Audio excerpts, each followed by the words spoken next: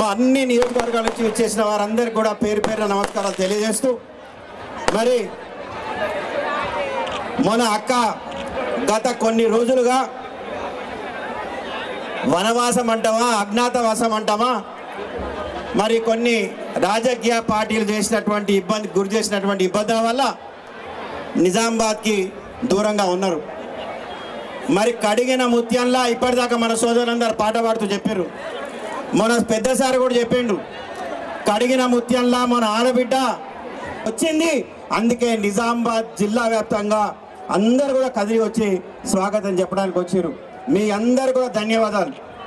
ఎప్పుడు నిజామాబాద్కి వచ్చినా మరి అంగరంగ వైభవంగా స్వాగతం మనం చెప్తాం. ఈసారి తన ఆరోగ్యం బాగలేక బతుకమ్మ కొంచెం దూరంగా ఉంటే తెలంగాణ రాష్ట్ర వ్యాప్తంగా ఏ విధంగా బతుకమ్మ పండుగ జరిగిందో కూడా మనం చూడొచ్చు. మరి ఇప్పటి నుంచి మనం అక్కని కళ్ళల్లో పెట్టుకొని కడుపులో పెట్టుకొని మనం జాగ్రత్తగా చూసుకోవాల్సినటువంటి బాధ్యత కూడా మనం ఉంది. గెలుపోటములు అన్నీ సహజమే. ఆ రాజకీయ పార్టీ అయినప్పుడు గెలుస్తుంటాయి, ఓడుతుంటాయి. మళ్ళీ వచ్చే ఎలక్షన్లలో భారీ మెజార్టీతో నిజామాబాద్ పార్లమెంట్ సభ్యురాలుగా గెలిపించి మళ్ళీ పార్లమెంట్కు పంపించాల్సిందిగా మీ అందరినీ తెలియజేస్తూ, మరి ఇక్కడ పెద్దలు ఉన్నారు, ఒక్కొక్కరు మాట్లాడతారు. 2 నిమిషాలు అందరం మాట్లాడుకుంటాం. మన నిజామాబాద్లో ఆట మొదలైందా? గట్టిగా మొదలైందా? మోడీ కుళ్ళును ఈడీ జైళ్లను కడిగిన ముత్యంలాగా బయటకు వచ్చినటువంటి మన కవితకు ఒకసారి గట్టిగా జై తెలంగాణ, జై తెలంగాణ.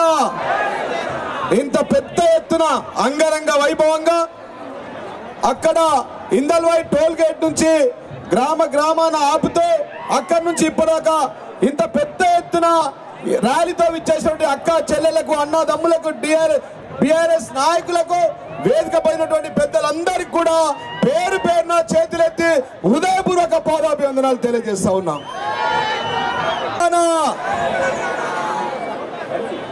ఇప్పుడు యాదవ సోదరులు మరి మోడీ గారి కుళ్ళును ఈడీ జైళ్లను వదిలించేసి కడిగిన ముత్యంలాగా బయటకు వచ్చినటువంటి మన కవితక్క గారికి జిల్లా యాదవ్ సోదరులు కొద్దిగా ముందరికి రండి అక్క, కొద్దిగా ముందరికి రండి. కుర్మల ఐక్యత, జై తెలంగాణ. పెద్ద ఎత్తున ఘన స్వాగతం పలికిన మీ అందరికీ మరొకసారి హృదయపూర్వక ధన్యవాదాలు తెలియజేస్తా ఉన్నాం. చప్పట్లతో ఒకసారి కవితకు గట్టిగా జై తెలంగాణ. గట్టి వెనక సైడ్ వాళ్ళు జై తెలంగాణ. కవితక్క నాయకత్వం, జై తెలంగాణ. ఎన్నో కుట్రలు కుతంత్రాలకు లోనై మరి మొదటిసారిగా విచ్చేసినటువంటి మన కవితమ్మకు మన గంగాపుత్ర సోదరులటువంటి స్వాగతం, సుస్వాగతం.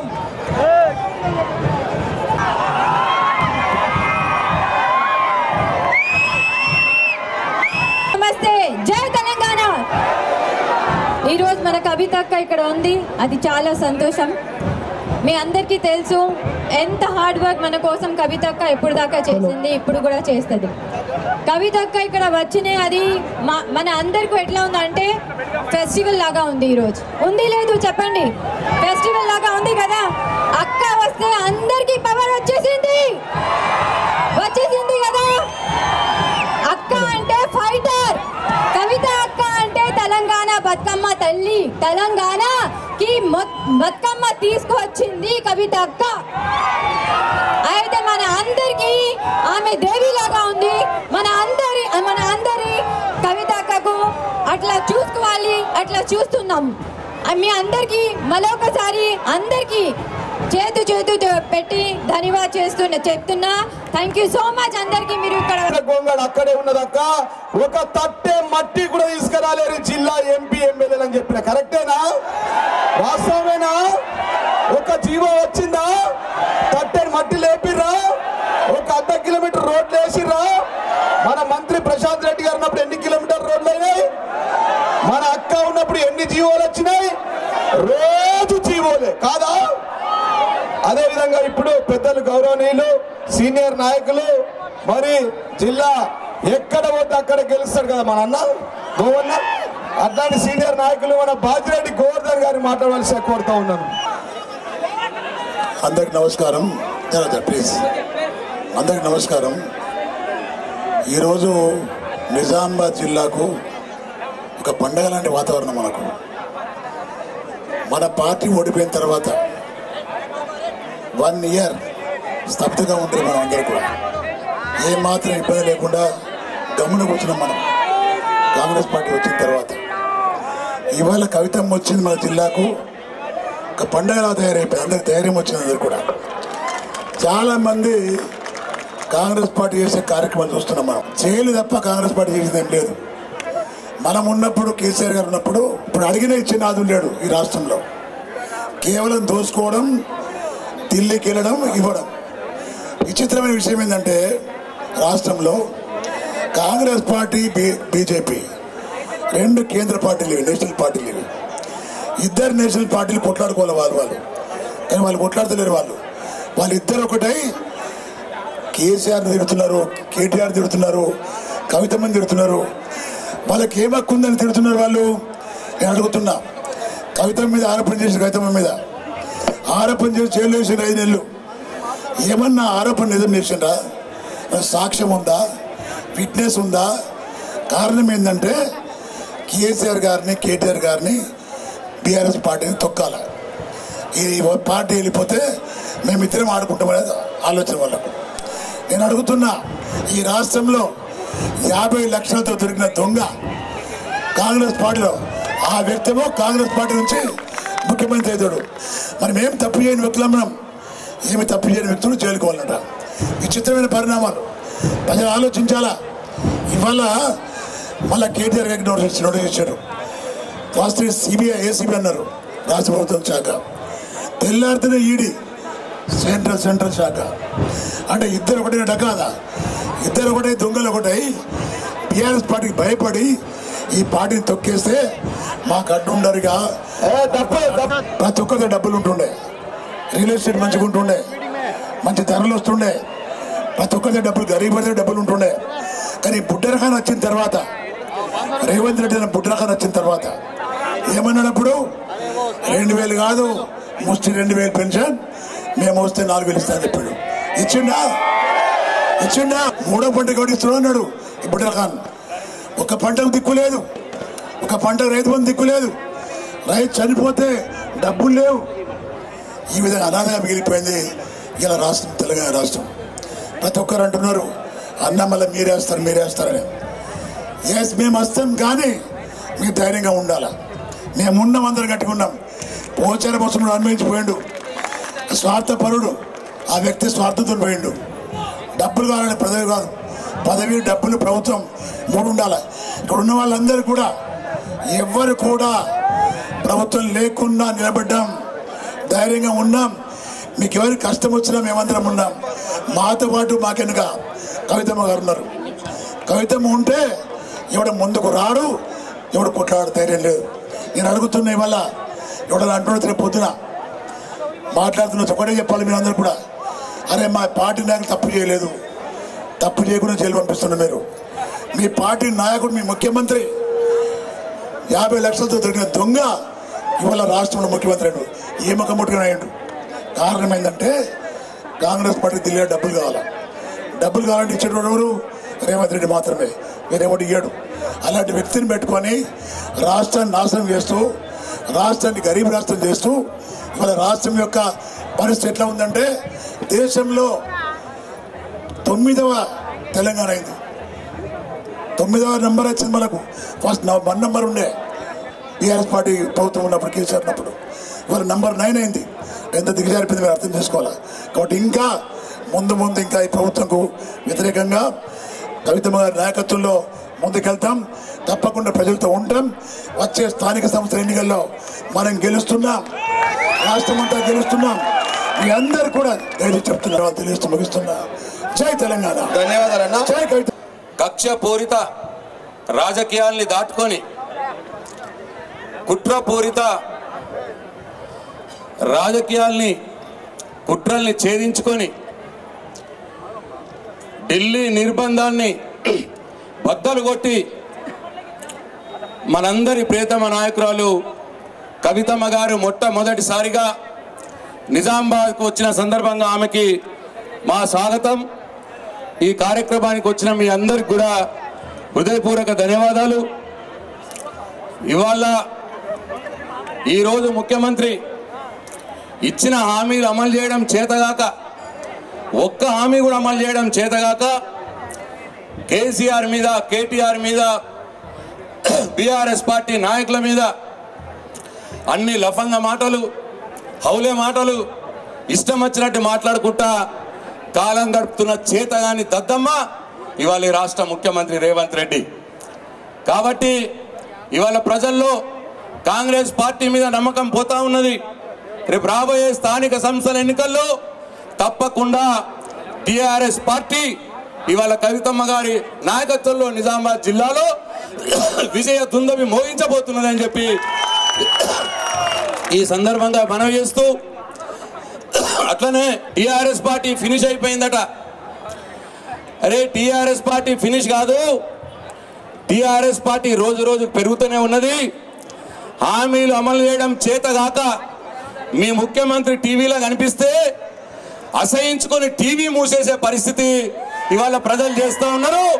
మీ కాంగ్రెస్ పార్టీ ఈ స్థానిక సంస్థ ఎన్నికల్లో ఫినిష్ అవుతుంది అని చెప్పి ఈ సందర్భంగా మనవి చేస్తూ మరొకసారి మీ అందరికీ కవితమ్మ గారికి అపూర్వ స్వాగతం పలికిన మీ అందరికీ పేరు పేరున ధన్యవాదాలు తెలియజేసుకుంటూ సెలవు తీసుకుంటున్నా. జై తెలంగాణ.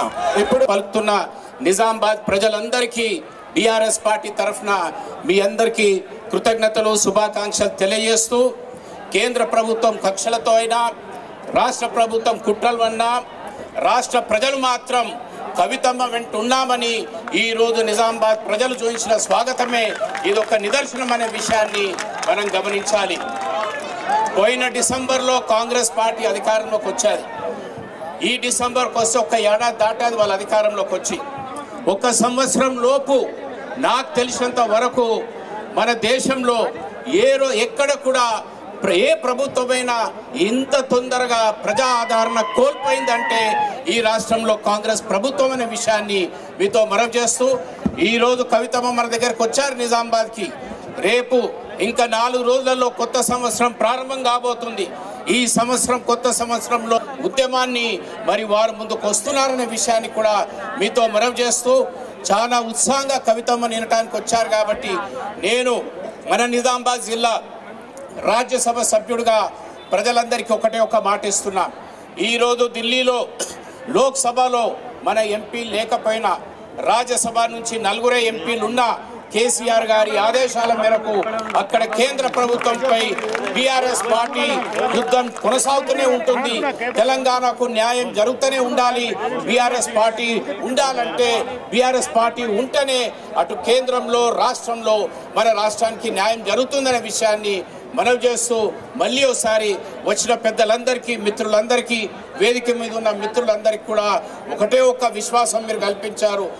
ఎప్పుడు ఓటేస్తప్పుడు మరి ఏ విధంగానైతే ఆ రోజు 64 సీట్లు కాంగ్రెస్కి గెలిపించారో ఇప్పుడు 6 కూడా దాటని పరిస్థితులు, 6 గ్యారంటీలకు మోసం చేసినందుకు వారికి మిగిలేది కేవలం 6 సీట్లు అనేది ప్రజల్లో వస్తున్న స్పందనతో మీ అందరికీ ధన్యవాదాలు తెలుపుతూ నూతన సంవత్సర శుభాకాంక్షలతో మీ అందరికీ జై తెలంగాణ.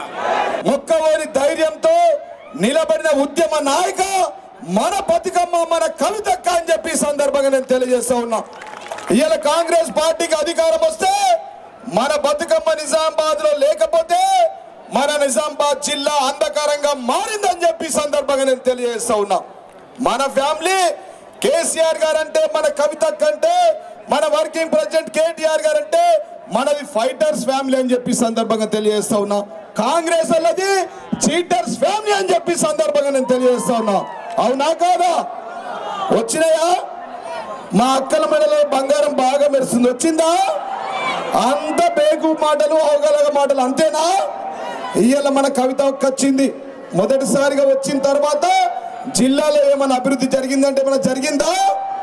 ఏమి జరగలేదు. ఏమైంది?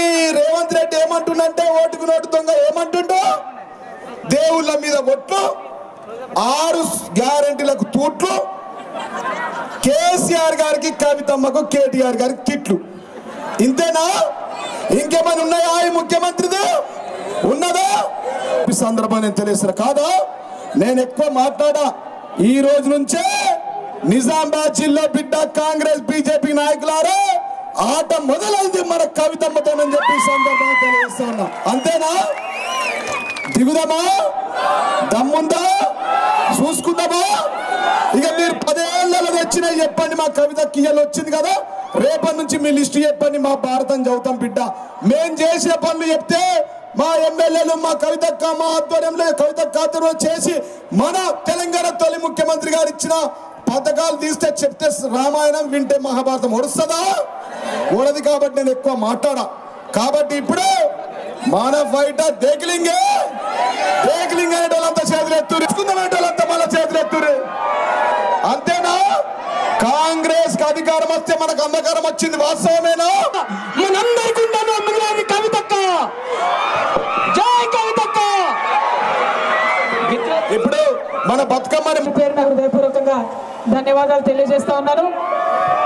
అనేక రకాలైనటువంటి కష్టాలు ఎదురైనా నేను నిప్పు లాంటి నిజామాబాద్ బిడ్డను కాబట్టి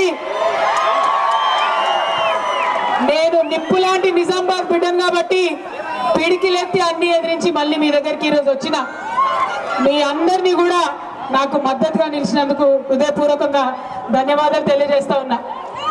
ఈ వేదిక మీద ఉన్నటువంటి మా జిల్లా అధ్యక్షుడు గారు జీవన్ రెడ్డి గారు, మా పెద్దన్న బాజిరెడ్డి గోవర్ధన్ అన్న గారు, బాల్కొండ శాసనసభ్యులు ప్రశాంత్ రెడ్డి గారు, అట్లానే సీనియర్ నాయకులు పెద్దలు వీజీ గౌడన్న గారు, మరి రాజ్యసభ సభ్యులు అన్న గౌరవనీయులు సురేష్ రెడ్డి అన్న గారు, అదేవిధంగా షకీల్ అహ్మద్ గారి ఆయేషా గారు, వైఫ్ ఆయేషా గారు, అట్లానే మరి జడ్పీ చైర్మన్ గారు విఠలరావు గారు, అదేవిధంగా వేదిక మీద అందరూ సీనియర్ నాయకులు డిసిఎంఎస్ చైర్మన్లు అందరూ ఉన్నారు. అందరికీ కూడా హృదయపూర్వకంగా నమస్కారాలు. కానీ అందరికంటే ఎక్కువ బతుకమ్మలు బోనాలు తీసుకొని వచ్చిన మా ఆడబిడ్డలకు ప్రత్యేకమైనటువంటి వందనాలు.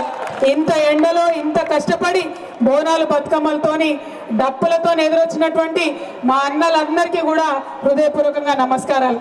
మరొక పక్క వలలేసుకొని చేపలు పట్టుకొని గొర్రె పిల్లని పట్టుకొని గొంగడేసుకొని మరి పెద్ద ఎత్తున వెదురు బుట్టలతో ఎదురొచ్చినటువంటి మా బీసీ అన్నదమ్ములందరికీ కూడా హృదయపూర్వకంగా ధన్యవాదాలు తెలియజేస్తా ఉన్నాను.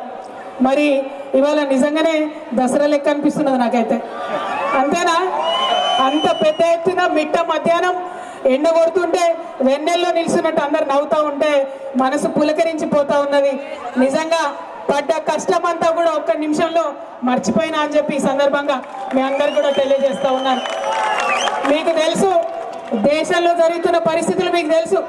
కేసీఆర్ గారిని ఎదుర్కొనే దమ్ము లేక ధైర్యం లేక కేసీఆర్ గారి బిడ్డలైనటువంటి నా మీద రామన్న మీద కేసులు పెట్టే ప్రయత్నం చేస్తూ ఉన్నారు. మాది భయపడే బ్లడ్ కాదు, భయపెట్టే బ్లడ్. అసలు ఎట్టి పరిస్థితిలో భయపడేదే లేదు. మేము తప్పు చేయలేదు కాబట్టి నా మీదైనా రామన్న మీదైనా కావాలంటే ఇంకెవరి మీద కేసు పెట్టుకున్నా బీఆర్ఎస్ నాయకులం నిప్పు కనికల్లాగా బయటకు వస్తామని చెప్పి ఈ సందర్భంగా తెలియజేస్తా ఉన్నా. ఎందుకైతేనే కేసులు ఇవ్వాలా? కేంద్రంలో ఎదిరించి మాట్లాడితే కేసు, అవో చైనా వాడు బార్డర్ లోపలికి వచ్చిండు మరి చూసుకొని జరా అంటే కేసు, మరి ప్రజలకు మంచి జరుగుతలేదంటే కేసు. ఇక రాష్ట్రం సంగతి అయితే చెప్పనే అవసరం లేదు. ముఖ్యమంత్రి పేరు మర్చిపోతే కేసు, భూమి ఇవ్వకపోతే కేసు, రైతు భూమి ఇవ్వకపోతే కేసు, ఫేస్బుక్ లో మా అన్నదమ్ములు ఒక చిన్న పోస్ట్ పెడితే కేసు, ట్విట్టర్ లో మా ప్రొఫెసర్ లేదన్న అభిప్రాయం చెప్తే కేసు, ఇన్స్టాగ్రామ్ లో మా భయం ఎందుకు? నిజాన్ని ఫేస్ చేయలేరా? మేం లేమా 10 ఏళ్ళ అధికారంలో? ప్రజలు మమ్మల్ని అనలేదా మాటలు? భరించినాం.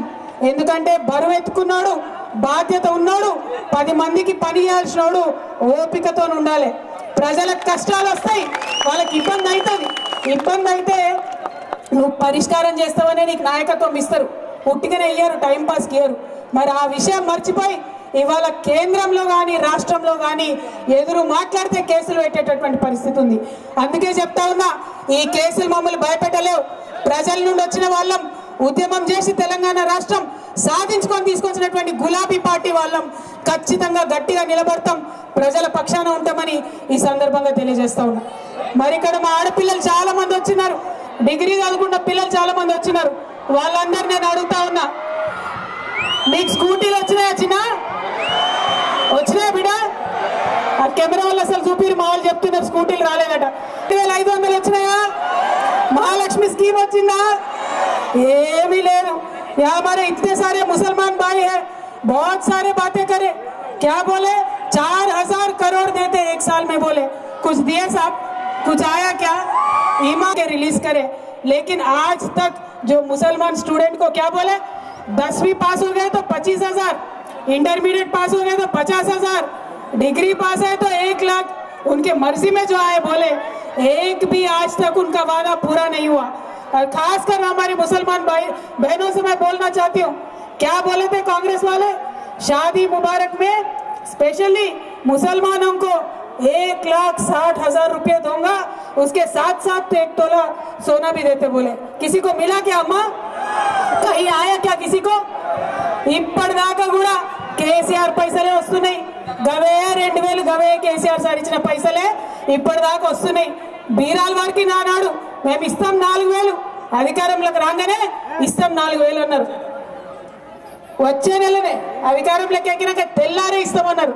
కానీ ఇంతవరకు 1 రూపాయి వచ్చింది లేదు. గదే కేసీఆర్ సార్ ఇచ్చిన 2000 ఇంకా కూడా ఇస్తున్నాడు. కాబట్టి ఇవాళ మహిళలందరికీ నేను కోరుతా ఉన్నా, విజ్ఞప్తి చేస్తా ఉన్నా, మనం ఊరుకుంటే వీళ్ళు కదలరు. మనం అడగాలి, ఎక్కడికక్కడ అడగాలి. ఏమైనాయి మా మహాలక్ష్మి పైసలు, ఏమైంది మా తులం బంగారం, ఎక్కడున్నారని అడగాలి. కాంగ్రెస్ వాళ్ళు వస్తారు కదా గల్లీలకు మాట్లాడడానికి, నిలదీయండి వాళ్ళని, ఖచ్చితంగా అడగండి. ఒకసారి అడగకుంటే ఇచ్చేటటువంటి ప్రభుత్వం ఇది కాదు.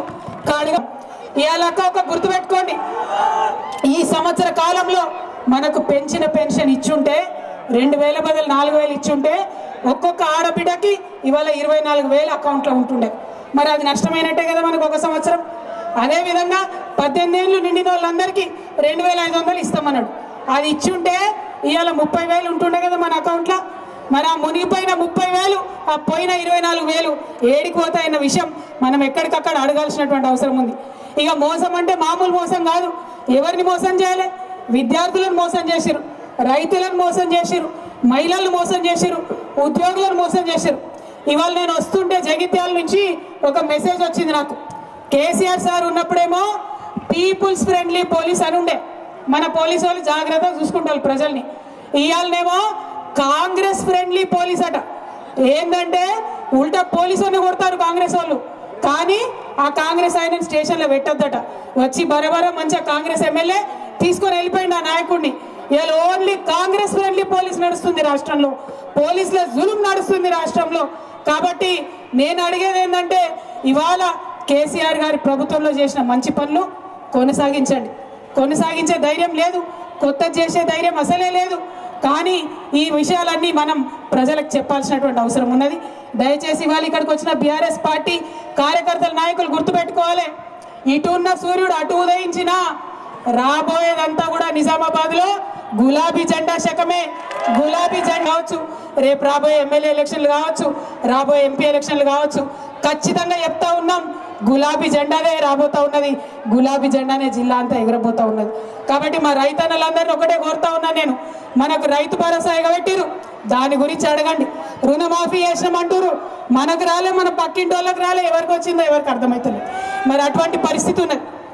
ఇండ్లు ఇస్తామన్నారు, ఇందిరమ్మ ఇండ్లు, కనీసం ఇంతవరకు మాట లేదు, ముచ్చట లేదు.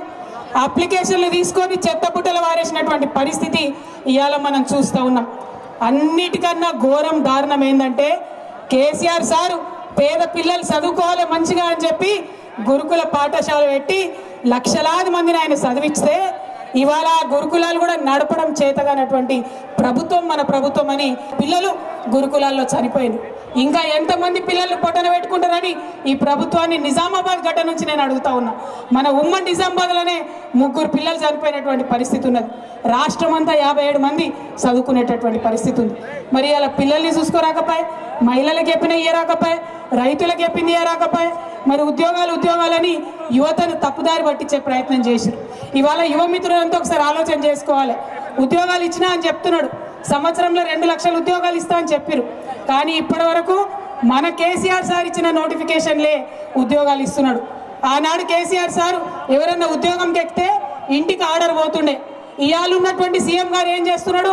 చెప్పరాసి నౌకరు వచ్చినా, ఐఏఎస్ నౌకరు దాకా వచ్చినా, ఏది వచ్చినా ఆయన పిలుచుకొని ఆయన చేయితో ఇచ్చి ఇగో నేను ఇచ్చినా అని చెప్పుకుంటున్నాడు. ముందెన్నడూ లేదు అటువంటిది. ముఖ్యమంత్రి లెవెల్ అట్లా చేయలే. కానీ ఈ ముఖ్యమంత్రి గారు మభ్యపెట్టడానికి, యువకుల్ని మభ్యపెట్టడానికి మాత్రమే ఆ యొక్క ఆలోచన చేస్తున్నాడు. కానీ నమ్మేది లేదు. ఇవాళ యువ మిత్రులందరూ నిజామాబాద్ వాళ్ళు ఒక్కసారి పిడికిలెత్తాలి. సంవత్సరానికి 2 లక్షల ఉద్యోగాలు ఇస్తా అన్నారు, ఇవ్వలేదు. మరి ఆ విషయంలో మీరు ఖచ్చితంగా వెంటపడాలి, అడగాలని చెప్పి మా యువ మిత్రులను అడుగుదామా? మికుల్ని, కర్షకుల్ని, ఆటో వాళ్ళని ఎవ్వరు నిడిచిపెట్టలే. ఇక మా ఉద్యోగస్తులకు పాపం మస్తు మాటలు చెప్పి మోసం చేశారు. ఇవాళ ఇక్కడ ఉన్నటువంటి ఉద్యోగస్తులు ప్రతి జిల్లాలో, ప్రతి రాష్ట్రంలో మా గోడు వెళ్ళబోసుకుంటున్నారు. అక్కకి కూడా 17 కిస్తీలు ఇచ్చిండని చెప్పి. ఇక మా ఆటో కార్మికులకు సంబంధించి మీకు తెలుసు, వాళ్ళ ఇబ్బందులు మీకు తెలుసు. మహిళలకు ఫ్రీ బస్ ఇచ్చిరన్నారు, మేము స్వాగతించినాం, మంచి పని చేశారు. కానీ ఫ్రీ బస్ ఇచ్చినట్టు ఇచ్చి బస్సుల సంఖ్య తగ్గించేసారు. దాంతో ఇటు మహిళలకు ఇబ్బంది, అటు ఆటో వాళ్ళకి ఇబ్బంది, అన్ని రకాలుగా కూడా ప్రజలందరినీ ఇబ్బందికి గురి చేస్తున్నటువంటి ఈ ప్రభుత్వం విషయం దయచేసి మనం ఆలోచన చేయాలి. అన్నిటికన్నా ఎక్కువ పెద్ద కుట్ర ఈ ముఖ్యమంత్రి గారు చంద్రబాబు నాయుడు గారి శిష్యుడు. ఈయన ఏం చేస్తున్నారు? ఇప్పుడు మనకు తెలంగాణ తల్లి ఉండొద్దట, మన తెలంగాణ సంస్కృతి అయినటువంటి తెలంగాణ తల్లి వద్దట. కాంగ్రెస్ మాత చెయ్యి గుర్తున్న ఆమెనే దేవతను కొలవద్దట. మన తెలంగాణ తల్లిని మనం మర్చిపోవాలన్నట. మరి ఇక్కడ మన వెనుక కనబడుతున్నాయి ఇట్లా వేల సంఖ్యలో మనం తెలంగాణ అంత పెట్టుకున్న తెలంగాణ తల్లి, ముద్దుగా బతుకమ్మ పట్టుకున్నటువంటి తెలంగాణ తల్లి, ఆమె వద్దని చెప్తున్నారు. మరి దానికి మనకు ఒప్పుకుందామా? ఒకసారి ఆలోచన చేయాలి. మన తెలంగాణ తల్లి మనకు కావాలన్నా వద్దా? మన తెలంగాణ తల్లి మనకు కావాలన్నా వద్దా? తల్లి మాదిరా, తెలంగాణ తల్లి మాదిరా. మరి మన సంస్కృతి మీద, మన పొట్ట మీద, ప్రతి ఒక్క అంశం మీద దాడి చేస్తున్నటువంటి కాంగ్రెస్ సర్కార్ని ఖచ్చితంగా ఎదిరిద్దాం. ఎన్ని కేసులు పెట్టినా, ఎన్ని నిర్బంధాలు చేసినా భయపడేదే లేదు. నిజామాబాద్ జిల్లా అంటే బీఆర్ఎస్కు అడ్డా. ఆనాడు తెలంగాణలో కూడా మొట్టమొదట జెడ్పీ చైర్పర్సన్ గెలిపించినటువంటి జిల్లా, అనేక మంది ప్రజాప్రతినిధులను గెలిపించినటువంటి జిల్లా. మళ్ళొకసారి నిజామాబాద్ పవర్ అక్కడ సీఎం గారికి రుచి చూపిద్దాం. ఖచ్చితంగా ఆయన వాగ్దానం చేసినటువంటి అంశాలన్నీ కూడా సాధించుకుంటామని మీకు తెలియజేస్తూ, మీ అందరి దగ్గర కూడా ఇంత అపురూపమైనటువంటి స్వాగతం ఇచ్చినటువంటి ప్రతి ఒక్కరికి హృదయపూర్వకంగా నా నమస్కారాలు తెలియజేస్తూ, ముఖ్యంగా ఆడబిడ్డలకు మళ్ళొకసారి హృదయపూర్వకంగా ధన్యవాదాలు తెలియజేస్తూ సెలవు తీసుకుంటున్నాను. జై తెలంగాణ, జై